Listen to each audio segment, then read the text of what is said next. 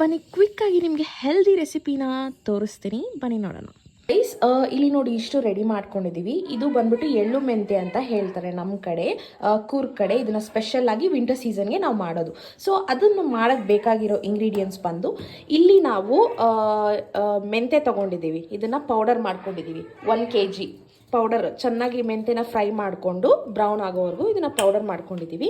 ಮತ್ತು ಇಲ್ಲಿ ನಾವು ಅರ್ಧ kg ಬಿಳಿ ಎಳ್ಳು ಮತ್ತು ಅರ್ಧ kg ಕಪ್ಪೆಳ್ಳು ತಗೊಂಡು ಅದನ್ನು ಒಂಚೂರು ಫ್ರೈ ಮಾಡಿಕೊಂಡು ಅದನ್ನು ಕೂಡ ನಾವು ಮಿಕ್ಸಿಯಲ್ಲಿ ಪೌಡರ್ ಮಾಡ್ಕೊಂಡಿದ್ದೀವಿ.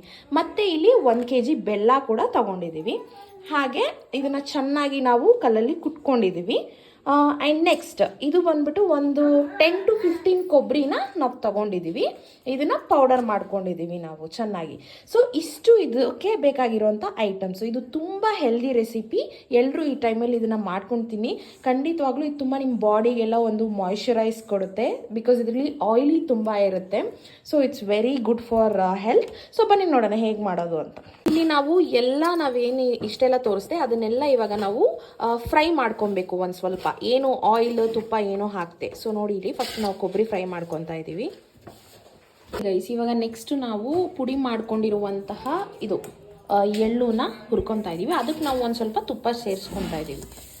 ಇದನ್ನು ಚೆನ್ನಾಗಿ ಒಂಚೂರು ಲೈಟ್ ಬ್ರೌನ್ ಆಗೋವರೆಗೂ ಹುರ್ಕೋಬೇಕು.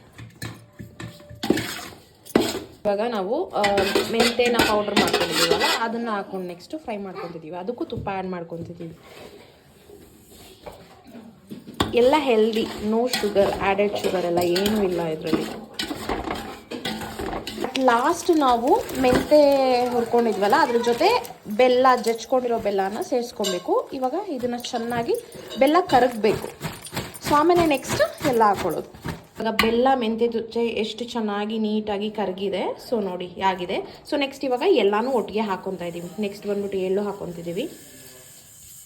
ತುಪ್ಪ ಕೂಡ ಆ್ಯಡ್ ಮಾಡ್ಕೊಂಡಿದ್ದೀವಿ. ನಾವು ಒಂದೊಂದೇ ಇದು ಸೇರಿಸ್ಬೇಕಾದ್ರೆ ತುಪ್ಪ ಸ್ವಲ್ಪ ಸ್ವಲ್ಪ ಆ್ಯಡ್ ಮಾಡ್ಕೊಬೇಕು. ಆಲ್ಮೋಸ್ಟ್ ನಾವು 2 ಬಾಟಲ್ಸ್ ತುಪ್ಪ ತೊಗೊಂಡಿದ್ದೀವಿ ಇದಕ್ಕೆ, ಇಷ್ಟಕ್ಕೆ.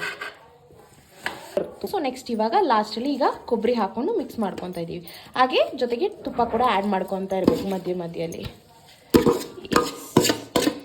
ಗೈಸ್, ಈ ಥರ ಚೆನ್ನಾಗಿ ಮಿಕ್ಸ್ ಮಾಡಬೇಕು. ಮಿಕ್ಸ್ ಮಾಡಾದಮೇಲೆ ಲಾಸ್ಟಲ್ಲಿ ಔಟ್ಪುಟ್ ಬರುತ್ತೆ. ಚೆನ್ನಾಗಿ ಮಿಕ್ಸ್ ಮಾಡ್ಕೊಬೇಕು ತುಪ್ಪ ಸೇರಿಸ್ಕೊತ.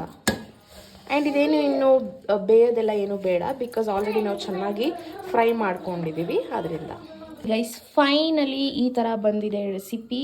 ಹೆಲ್ದಿ ರೆಸಿಪಿ ರೆಡಿ ಆಗಿದೆ.